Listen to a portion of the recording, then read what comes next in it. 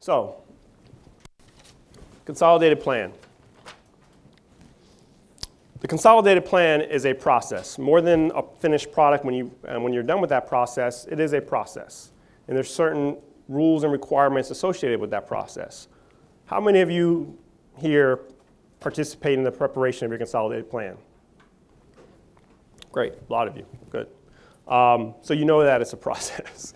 And you guys are familiar with the consolidated plan regulations that govern that process. And so I'm going to try and describe that process in a nutshell for those of you that may not be as familiar. It'll give you some grounding. And then two, for those of you that are familiar with that process, I'm sure you'll be familiar with this. But there's basically six components to the consolidated plan process. The first component is you need to determine need, right? Before you can write a consolidated plan, you need to understand what does the data say the needs are. Okay, HUD provides that data to you now. We'll talk about the Econ Planning Suite in a little bit. But you need to determine what the needs are. Okay, you need to look at housing needs, homeless needs, non-housing needs, needs of your supportive populations. Okay, you need to understand that. The next step, the second step is you need to determine priorities. So if these are the needs, and we've got money over here, what's the best way to spend that money? What's going to have the biggest impact for our community? And so you want to set priorities based on that. Okay? You're going to set priorities based on the need and what you feel can have the biggest impact for your community. After you do that, the third step is you need to determine the resources that you're going to allocate to that. Okay? So you have home, CDBG, ESG, HOPWA as the 4 entitlement HUD programs. Some of you may receive all 4, some of you may receive 1. You need to assign resources to those priorities. So if you determine that housing is a huge need and you want to allocate the majority of your CDBG resources to housing activities, that's what you do. Okay? And you do that through your consolidated plan process. But there needs to be a correlation between the need and the priorities that you set up. Okay? It's very important. Okay? HUD could call you on that if they were looking at your comp plan and looking at the data and your priorities and say, these things aren't matching up. Why are you spending all your CDBG dollars on public services when you have a large homeless population that needs housing? And so make sure there's a correlation between the two. Okay? The fourth step is you want to determine goals and objectives. Okay? Goals and objectives. Give me an example of a goal you would set for your consolidated plan. What's a goal you would set?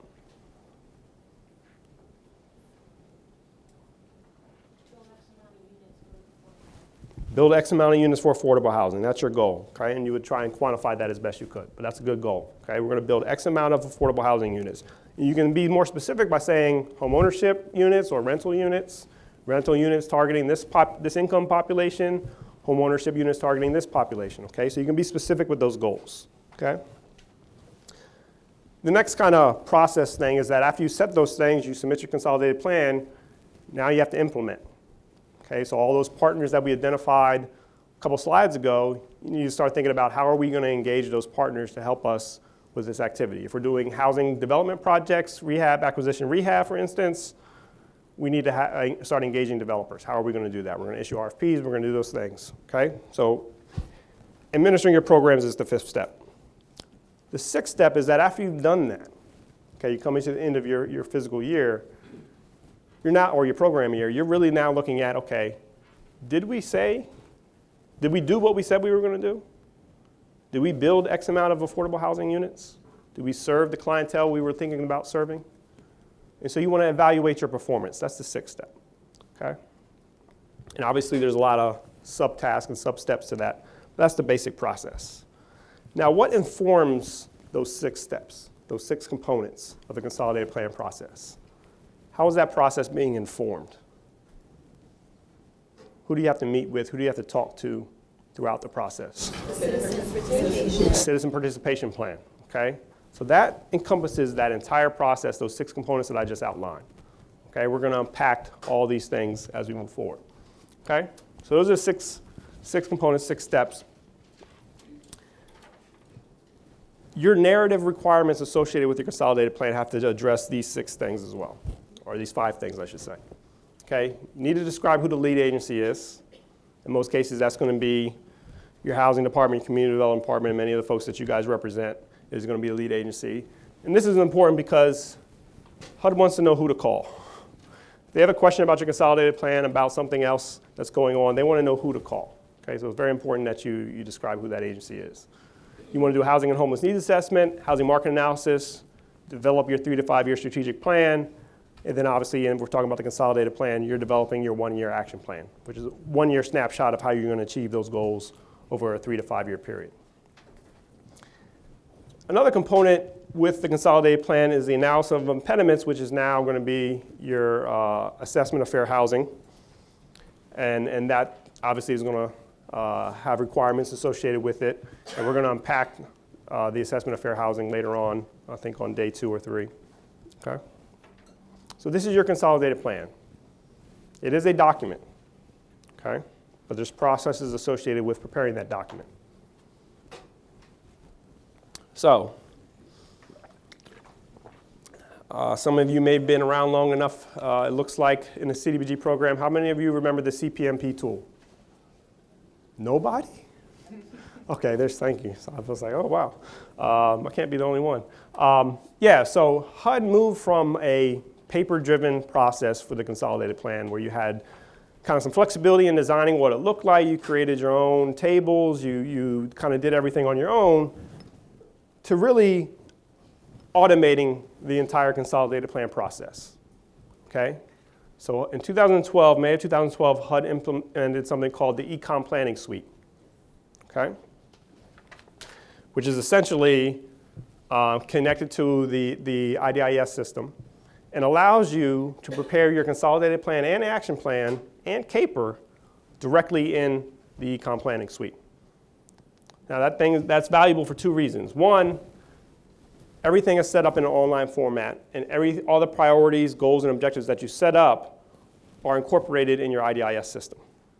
Okay, so when you go to set up your projects, all that information carries forward. When you go to report out at the end of the year, all that information carries forward. So if you said you were going to build 50 housing units for rental housing units, it's going to show you said 50. Now you're reporting how many of those 50 that you actually built. Okay, so everything gets incorporated. The other thing that it provides is now all the data, or most of the data that you need to generate your consolidated plan is generated through the system. So you don't have to go researching ACS data tables and kind of looking on the Fact Finder and kind of trying to find this information. Those data tables get generated through the Econ Planning Suite for you. Okay, so all that data, most of the data is captured there. Okay, so it gives you an automated process.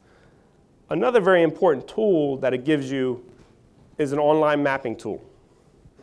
Okay, so much of the data associated with your community, the level of cost burden, low-income households, the geographic distribution of low-income households in your community can now be all mapped online using the CPD Maps tool. Okay? So in the past, grantees were using GIS or other kind of third-party software to develop maps. Now every grantee has access to CPD Maps to develop maps to support the narrative content or the data content associated with the consolidated plan. So very valuable tool, very, very easy to use. And now you can paint a picture of what's going on in addition to the data and the narrative. And I think that gives your residents a better idea of what's going on when you give them some visual aids associated with that data. Okay, so here's a link to where you can find CPD Maps at. Great tool, again, online. And we're going to unpack some of this when we get to IDIS later on as well. Okay? So I mentioned earlier that citizen participation planning processes are associated and a very important part of your consolidated plan. So let's unpack what that means a little bit so that we all kind of have an understanding of what that is. So there's 3 parts to your citizen participation process. Okay? 1, you have to have a plan for engaging the public. How are you going to do it? Okay? Are you going to host media events? Are you going to put ads in the newspaper? Are you going to hold focus groups? How are you going to engage those residents? Okay? So there needs to be a plan in place, and that plan needs to dictate how you're going to do that. Okay? The second part is that you need to have a public hearing process. For those of you familiar with the consolidated plan regulations, how many public hearings must you have? 2. And when must you have them?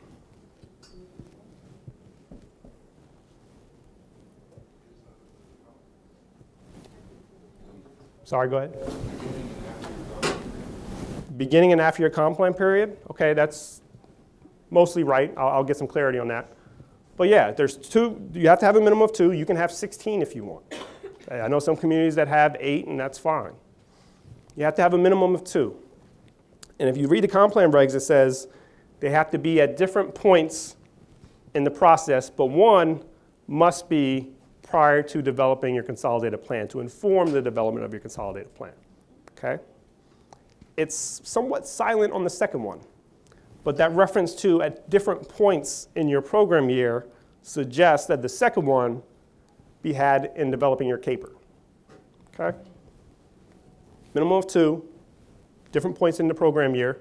One has to be informing your consolidated plan. The regulation suggests the second one comes in informing your CAPER process. Okay? So the third component is citizen comment. Okay? You have to give citizens a chance to comment on your consolidated plan as well as your CAPER. What's the comment period for a consolidated plan? 30 days. Okay? 30 days. Now, HUD reviews and approves your consolidated plan. So your consolidated plan is due at least 45 days prior to the start of your program year. Okay? So if you have a July 15th program year, your comp plan was essentially due yesterday. Okay? You can make amendments to your consolidated plan. Okay, so let's unpack what amendment means. The comp plan regulations ask you to define in your consolidated plan what is a substantial amendment. It kind of gives you some guidance on what that means. A substantial amendment can be defined by you, the grantee. Okay, but it must include in that definition any change in eligible activities from one activity to another. Sorry, voice getting dry. I'm sorry? Sure. So it must include when you change from one CDBG activity to another, and I'll give you an example. Let's say in your consolidated plan, you said you were going to spend your CDBG dollars on housing activities and public services. Okay? I'm sorry, thanks. Okay, thank you. Let's say halfway through your program year, you say, you know what? We really want to fund some public facilities.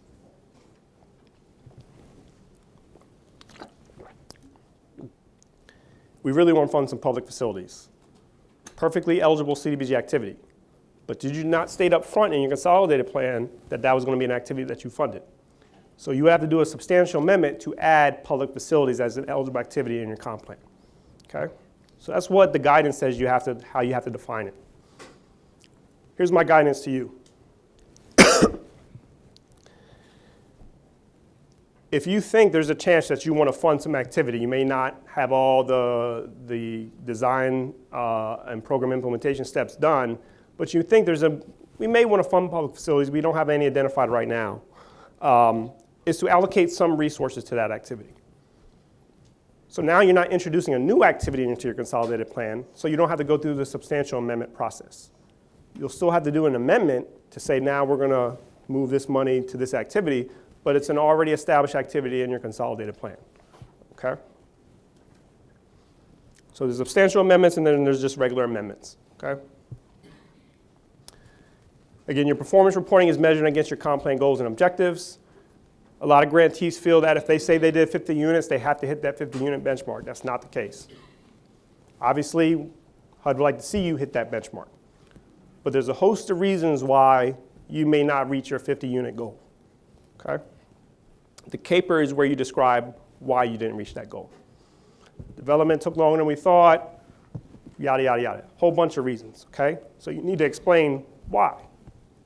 You do that through your CAPER.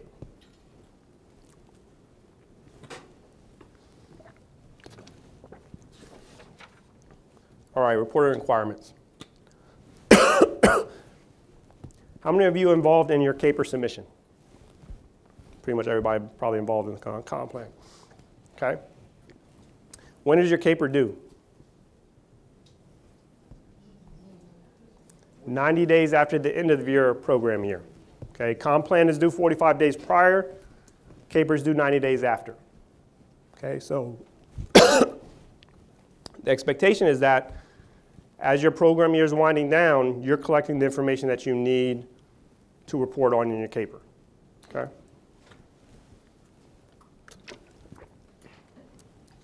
So much like the consolidated plan process or document, there's a narrative component with your CAPER. There's also a financial reporting component of your CAPER.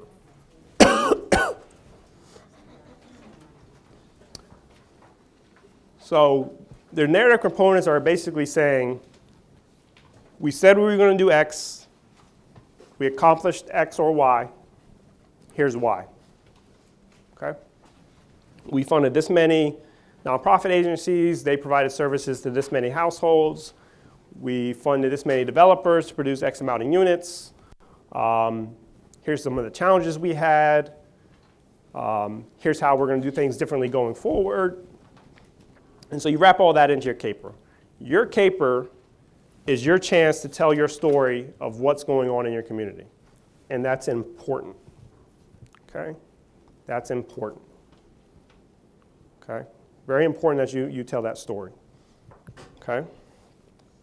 I'll give you an example. I was working with a grantee that funded some brownfield, remediation of some brownfields. Are you guys familiar with brownfields? Contaminated sites. They funded some brownfields. Now, their goal was to just clear the sites, remediate them, get rid of the contaminants, which is an eligible activity in and of itself. What they leveraged with that brownfield investment, though, and that remediation of those sites, was hundreds of millions of dollars in redevelopment. Because they ridded the properties of contaminants, those properties then became attractive to developers in the surrounding area, to developers, and that brought in millions and millions of investment. Retail, housing, community centers, the whole 9 yards. When I read their CAPER, their CAPER said, we supported the remediation of 2 brownfield sites, period. Yes, that is true. They did do that with their CDBG dollars. But what they could have added on was the rest of that story, right? They could have showed how that CDBG investment facilitated the redevelopment of an entire area. They didn't fund the rest of that. They just did their sites, cleared them of contaminants.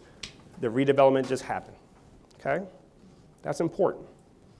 The CDBG dollars went a lot longer, a lot further than what they claimed in their comp plan and their CAPER. Their CAPER. Okay? So it's very important to tell your story of what's going on. Draw those connections so that it's clear, hey, we leveraged this investment of CDBG and X happened. Okay? You want to make sure, in addition to these things that are captured in your CAPER, that you work with your HUD field office rep. Very important, as Rui said earlier on. Your field office rep may want to see other things noted in your CAPER report. Okay? If they're working with you throughout the program year, they know you've had challenges associated with certain developers, certain nonprofits, certain programs, they may want to ask you to say, hey, add this piece in. Tell me a little bit more about this. So you want to make sure you're working with your rep as you develop your CAPER and address any of the other additional information that they want to see in there, okay? Very important. So again, it's due 90 days after the end of your program year. Prior to submission, the grantee must make the report available to public for at least 15 days. So on the comp plan side, the comment period is 30 days. On the CAPER side, it's 15 days, okay? And obviously, you must incorporate any comments that you receive during that comment period into your final document that you make available, okay? All right. Record keeping. So you'll hear Rui and I reference that CDBG is a two-sided coin. One side of that coin, you have to have an eligible activity, okay? The other side of that coin is that you have to meet a national objective, okay?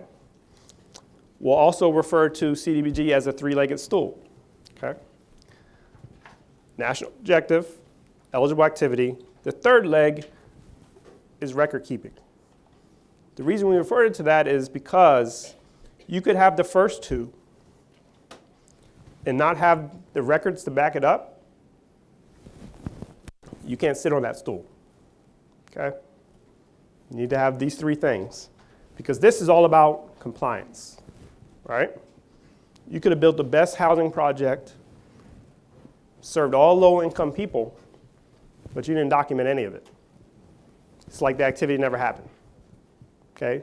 So compliance, record keeping is a critical component to your CDBG program. Without it, you can't sit on your stool, okay? Yes? We're going to touch on that, yeah. So major categories of records to be kept, general and administrative. What's an example of a record that would go in your general administrative file? Timesheets, yep. I'm sorry? Notice of public hearing, your grant agreement with HUD, okay, your consolidated plan, okay, all those things should get filed there. What about financial? What types of things are you going to see in your financial record keeping? Invoices. What else?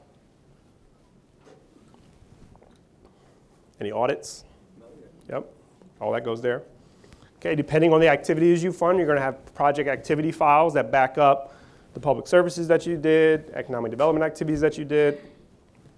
Okay, national objective compliance, sometimes that'll be associated with the project or activity that you're funded, so that might be included in one file. Subrecipients, CBDOs, and CDFIs. We're going to, again, get to the definition of these, but you're going to have separate record keeping for those entities as well as any of the other federal requirements associated with carrying out those activities. So depending on your filing system, and it doesn't have to look like this, you may have combined some of these things. You need to make sure that you're capturing the full scope of that activity that you're funding. Okay? From general administrative planning to other federal requirements, those things need to be documented and the records need to be maintained. Okay? What you'll see examples of on the HUD Exchange site, examples of checklists, logs and cross-indexing, examples that other grantees have used to make sure their files are in order. Doesn't mean you have to use those. They might be good examples if you know that your files aren't necessarily in good order. But it's important to have them in good order because when HUD comes out to monitor you, which we're going to talk about on day 3, first thing they're going to do is go to your file. And that's when the questions start rolling in, right? Okay? Very important. So record retention. So if you're an entitlement, you must maintain the records for 4 years from the date of execution of your closeout agreement. Okay?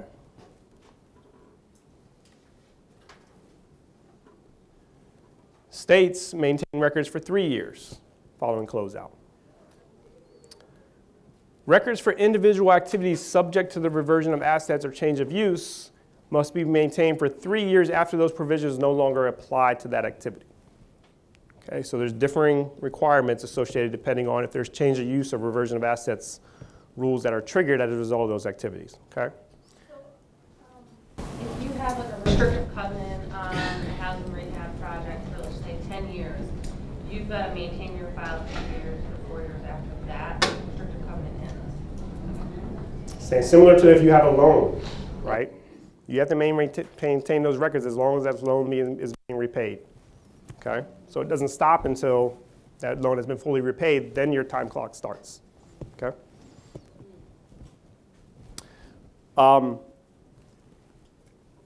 Public access to records. Citizen must have reasonable access and provided timely information, as well as HUD, the IG, comptroller.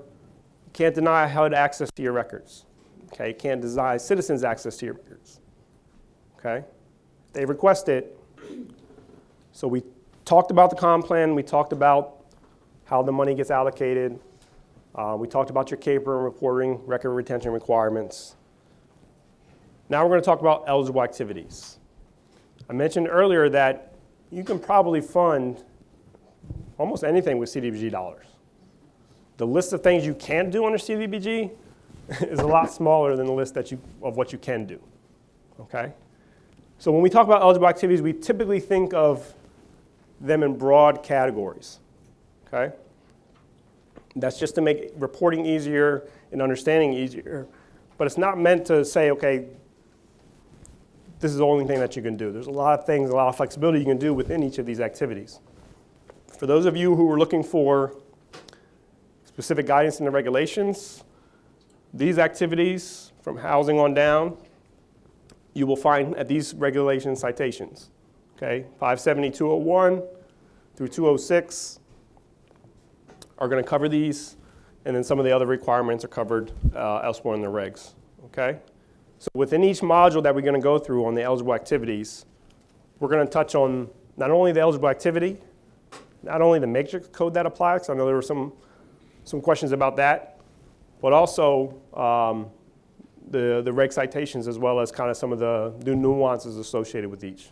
Okay, so we're going to cover some of these things in a lot more detail when we get to the eligible activity modules. Okay, so that kind of gives you an idea of what you can do. Again, we're just grounding right now. We're going to unpack a lot of this. That tells you what you can do. So what you can't do. So before we get started, I just want to point you out to this word here. Okay? Or these words. Regulations expressly prohibit. Is there any ambiguity in that term? Okay, just checking. So, regulations expressly prohibit you from buildings for the conduct of government, for example, funding city hall improvements. There are exceptions to community centers when there's a shared space and there's being a service provided out of a community center that might be a public space or government space, where that might be eligible, and we'll unpack what that means. Yes? Isn't there an exception to the city hall improvements when it's ADA? There is. Yeah, there is. So there are exceptions to this. But this is just saying generally city hall improvements can do. General government expenses, for example, funding normal trash pickup. That is a function of government that is not to be supported by CDBG. Okay, if it's normal trash pickup, there are exceptions to that as well. Political activities, that goes without saying, right? So, expressly prohibit. Some exceptions. We're going to get into that. All right. I want to point out the following are generally not allowed, okay? Except under specific circumstances, okay? So yeah, it's expressly prohibited. These are generally not allowed, and we're going to talk about why they're not generally allowed. New housing construction. This was not allowed in the statute, therefore is not eligible activities, except if you're funding a CBDO to carry out a new construction activity, and we're going to talk about that, okay? So that's the exception. Income payments, again, typically you're not going to want to fund income payments, but there are some exceptions where you might want to do that. Purchase of equipment, again, generally not allowed. Leasing of equipment is allowed, and there's some exceptions where purchasing of equipment is allowed, and we're going to unpack that as well. Operating and maintenance expenses, again, generally not allowed. In cases of public service activities and other things, there are circumstances where that is allowed. Okay, so we'll uncover some of these exceptions in a lot more detail as we go throughout each specific program activity module. Okay, just to ground you, expressly prohibited, generally not allowed. So, as you're undertaking your CDBG program, okay, there's some key questions that you need to consider, okay? For one, what are our community development needs, especially for low, moderate income persons? And you're going to decide on this through your consolidated plan process. When you determine your needs, you define what your priorities are. That's going to govern your CDBG program, okay? How can CDBG use to address these needs? Very important question.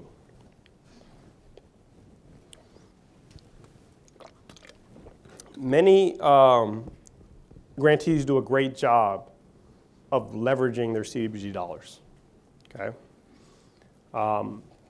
Some grantees don't do such a great job. And so if you view your CDBG dollars as the only resource, you're gonna approach your funding as if it's the only resource. But if you work with developers or other your nonprofit partners, you'll find that, hey, they have some other resources that might be used in support of CDBG where we can lessen the amount of CDBG that'll help them leverage some other resources. And so as you design your programs and your strategies, you want to consider how can CDBG use to address these needs? How can we leverage other resources throughout that process? I gave you the Brownsfield example earlier. By undertaking that Brownsfield remediation, they've leveraged a whole lot more resources. Very critical question. Do we have effective procedures for CDBG grant oversight and administration? Okay.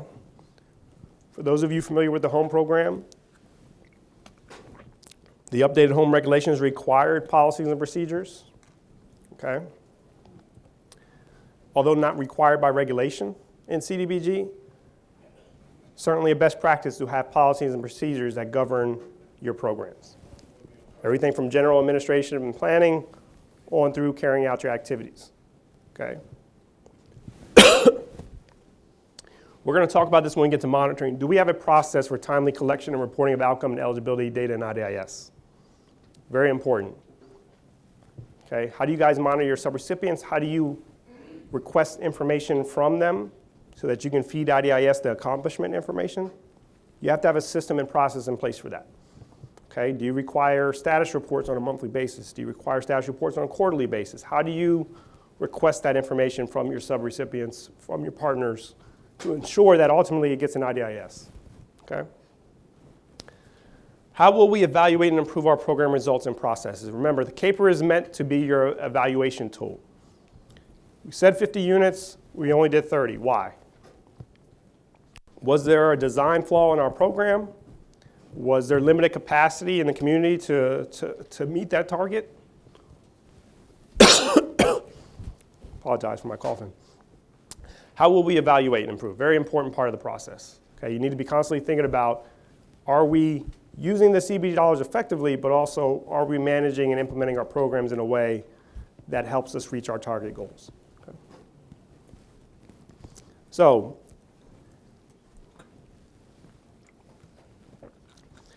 who will manage and implement activities? We went over some of these definitions earlier, but I want to unpack some of these as we move forward. I said earlier that depending on what type of a partner you engage and how you define that relationship, there's certain rules that apply to that. Okay? Obviously, you can use your own staff to implement some of these programs, carry out some of these activities, okay? So that's a given. You could work with subrecipients, okay? We're going to define later what subrecipients, so we'll come back to that. You could work with community-based development organizations, which we're also going to define. The two I want to define right now are developers and contractors, okay? What is a contractor under CDBG?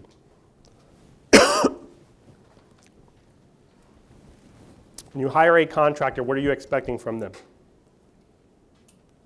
You can think about the contractors that you hire maybe to work on your house or your car, right? They're providing a good or service to you, okay? Contractors provide goods or services. If you hire a consultant to write your consolidated plan, they are a contractor. They are providing a service to you, okay? What is a developer?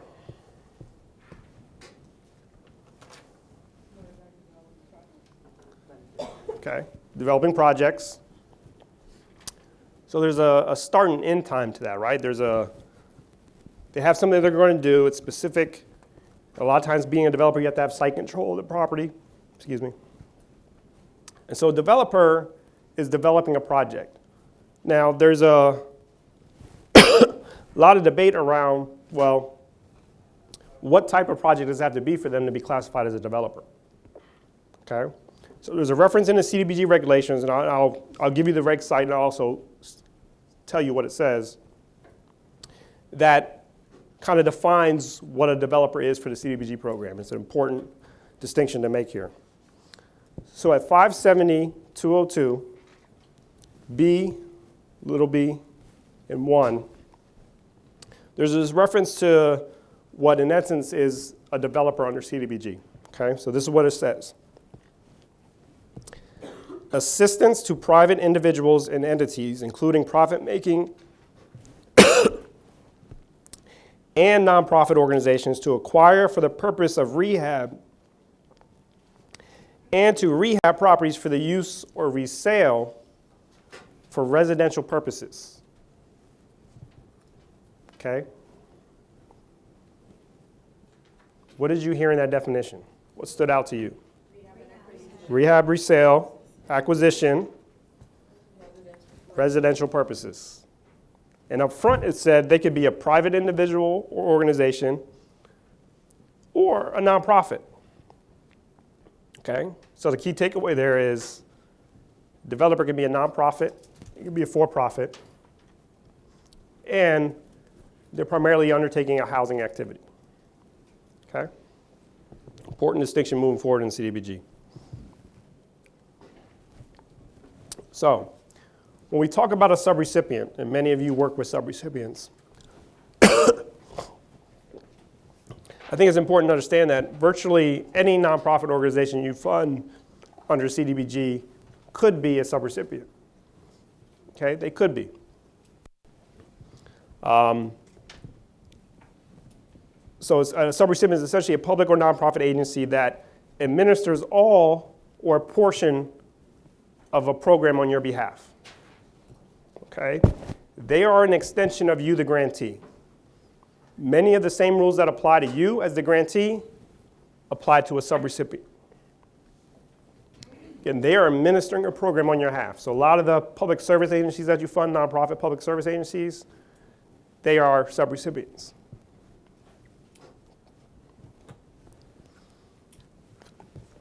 There are occasions where a for-profit agency may be a subrecipient, but that is limited to a for-profit agency that's working with microenterprises because they're providing a service to those microenterprises. They're providing loans. Okay, that is a function that you, the grantee, could perform, or you could work with a for-profit entity that provides that service.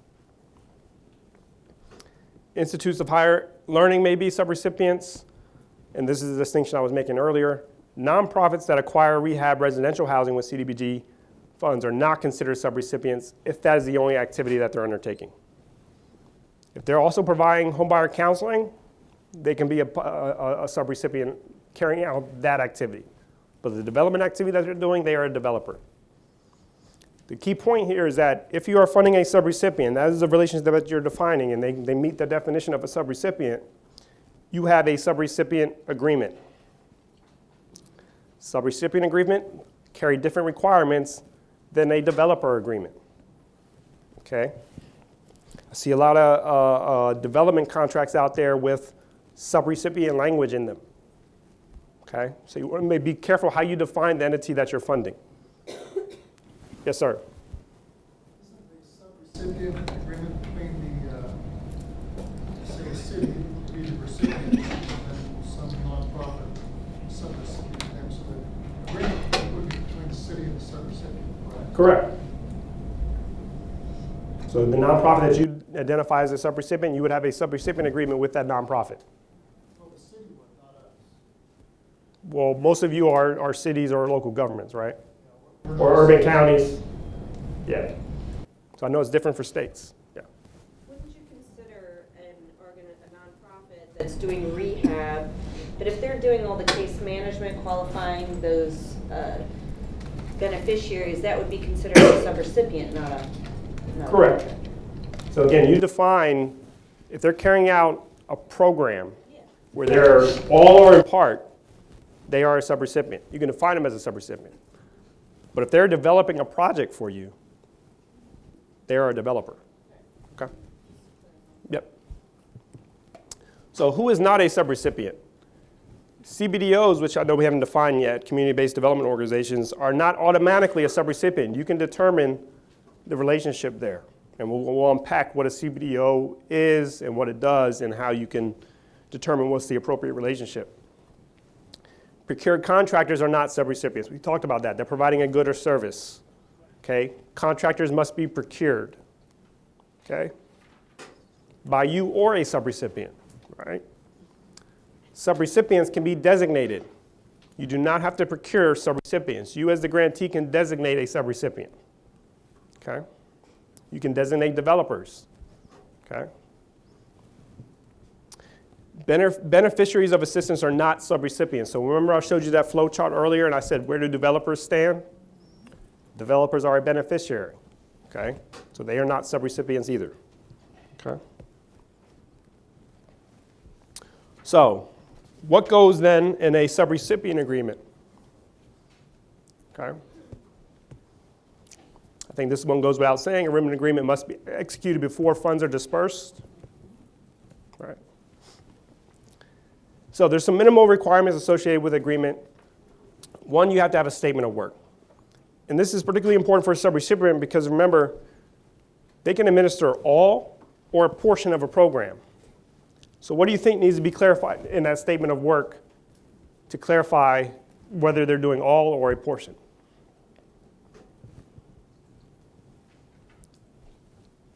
You need to have a scope of services, right?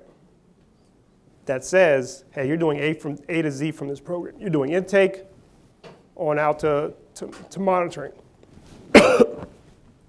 Okay? Is it sufficient to say, we want you to administer this program, here's your agreement, here's your scope of services, here's your $1 million? No. You need to tell them how they should be spending that $1 million. How much of it for, if the case of a homeowner rehab program, how much of it is for rehab activity? How much of it is for administration? Okay, you need to clarify how they should be spending that $1 million. So it's not good enough to just have $1 million in the budget. Say how that budget breaks down, okay? Records and reports, very important. Okay, as a subrecipient, they have certain record keeping requirements that also apply to you, the grantee. Okay, you also need to determine how you want that information from them. Are you going to require status reports associated with their invoices? Okay, how do you, the grantee, want to receive the reports and information back from them? Okay, very important. Program income. Okay, as a subrecipient, they could be generating program income. You need to determine, can they keep that program income? Or do you, the grantee, want it back? Okay, so you need to define what that happens to that program income. Okay? And there's a whole host of other requirements that need to be codified in that agreement. Okay? So, again, you, the grantee, decide how you want to select subrecipients, CBDOs, and CDFIs. You do not have to procure them. You can designate them. You might have local rules that prohibit you from doing that, though. Okay, so you need to be aware of that. But CDBG requirements do not require you to procure subrecipients. Okay, you can designate them. Okay. So there's 4 typical models for how grantees approach how they select activities and the partners that they work with. A common one is a formal application process called an RFP. Probably one of the most common one used, but a formal application process requires a heavy staff involvement. Okay, you got to prepare the RFP, you got to release the RFP, you got to look at feedback, evaluate the RFPs, and then make a selection. So it's a little time intensive. Okay. There's something called a limited application process, where it's not as detailed as an RFP process. You may request things on their qualifications just to make sure you're evaluating whether they can actually carry out the activity for you, but you're not asking for any specific information about what they're going to do. It's basically, are you qualified to perform this function? So a limited application process is available. An RFQ process was, again, you're basically trying to limit participation to a select group of participants that you feel are best qualified. And so you can kind of do a limited approach there.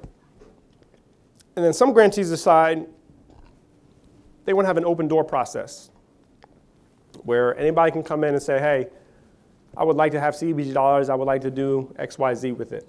Okay? So you have kind of like a rolling application process. The challenge with the rolling application process is that it's hard to plan for. Okay? You determine your priorities and activities up front, and then if you have a rolling application process, it's hard to say, oh, well, now we have to move funding because you came in here with this request. We really like that request, but it's hard to adjust things on the back end. And so you really want to choose the appropriate approach that works for you. Okay, most grantees do some type of hybrid. They may do formal application processes for certain activities and then limited application process for others. So you're really just trying to determine what works best for you.